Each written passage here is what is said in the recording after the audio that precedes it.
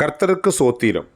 இன்றைய வேத வசனம் ஏசாயா 54 அதிகாரம் 3 நீ வலதுபுறத்திலும் இடதுபுறத்திலும் இடம் கொண்டு பெருகுவாய்.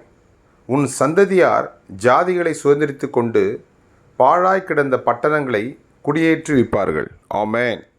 ஏசாயா 54 அதிகாரம் 3 நீ வலதுபுறத்திலும் இடதுபுறத்திலும் இடம் கொண்டு பெருகுவாய். உன் சந்ததியார் ஜாதிகளை சுதந்திரித்து கொண்டு பாழாய் கிடந்த பட்டணங்களை குடியேற்றுவிப்பார்கள். ஆமென்.